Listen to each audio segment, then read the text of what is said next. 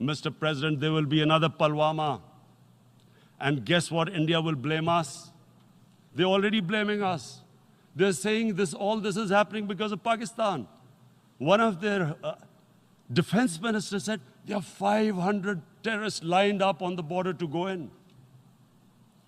Why would Pakistan send 500 terrorists when there are 900,000 troops? What impact are they going to make? What will they do? And why would? Don't we know that the moment there is some terrorist attack, all that will happen is there'll be further cruelty and oppression of the people of Kashmir. We will just give the 900,000 troops to further crush the people of Kashmir. And then we'll give the Indian government an excuse that, look, Pakistan is a terrorist state, and this mantra that has gone on, Islamic terrorism.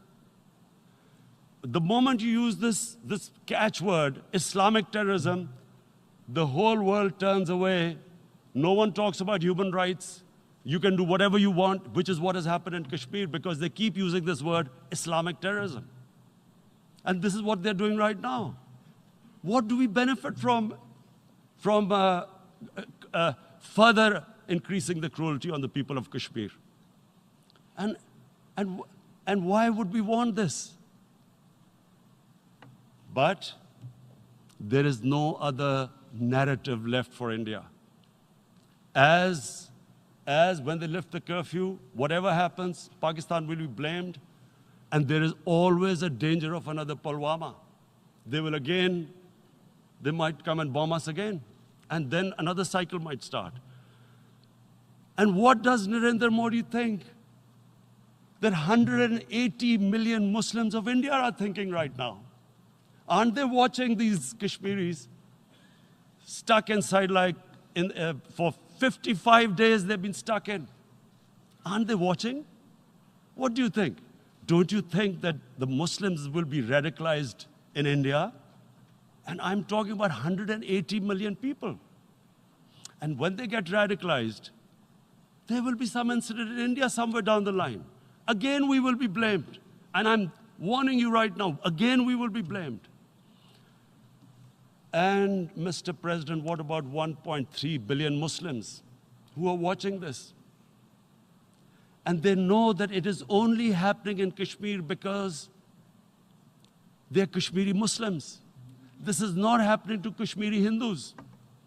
They know that this is happening because of their religion. So what do you think they will be thinking? What do you think the Jewish community would think if they were, forget 8,000 Jews stuck like this? What do you think Europeans would think? What do we think? I mean, any human community, if their members are stuck like that, what do you think they will think? Are we a children of a lesser God? Is it not going to cause us pain? And then I'll tell you what will happen. People will, in the 1.3 billion Muslims, someone will pick up arms. I know we've been brought up with films, Western films. This good, decent guy doesn't get justice. He decides to pick up a gun and start seeking justice. There was a film made in New York, famous film called Death Wish. This guy gets mugged by and his family, his wife gets killed or something. He can't get justice. He picks up a gun and he goes around shooting muggers. And the whole cinema cheers him on. So what do you think the Muslims are thinking right now? If there is a bloodbath, there will be Muslims becoming radicals, not because of Islam, but because of what they will see, that there's no justice when it comes to Muslims. There were Rohingya Muslims, Myanmar, who are, God knows, almost 1 million people out, ethnic cleansing. What was the response of the world community? So what do you think will be the response of 1.3 billion Muslims? I picture myself. I'm in Kashmir. I've been locked up for 55 days. I have heard about, and there are rapes, Indian Army going into homes, soldiers. Would I want to live this humiliation? Would I want to live like that? I would pick up a gun. You're forcing people. You are forcing people into radicalization. When people lose the will to live, what is there to live for? And this is what, if you can do this to human beings, you are actually radicalizing people. And so, Mr. President, I want to repeat here, this is one of the most critical times. There will be a reaction to this. Pakistan will be blamed. Two nuclear-armed countries will come face to face like we came in February. And before we head in that direction, the United Nations has a responsibility. This is why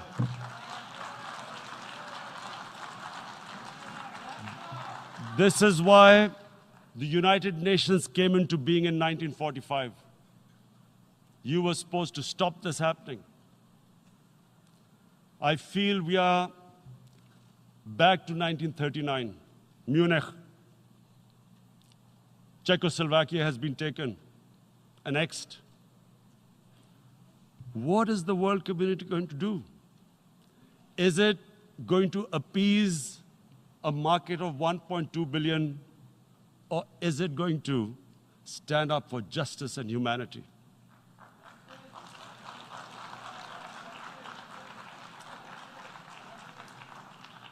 If this goes wrong, you hope for the best, but be prepared for the worst. If a conventional war starts between the two countries, Mr. President, if a conventional war starts, and anything could happen, but supposing a country 7 times smaller than its neighbor is faced with the choice, either you surrender or you fight for your freedom till death, what will we do? I ask myself this question. And my belief is, La ilaha illallah, there is no God but one. And we will fight. And when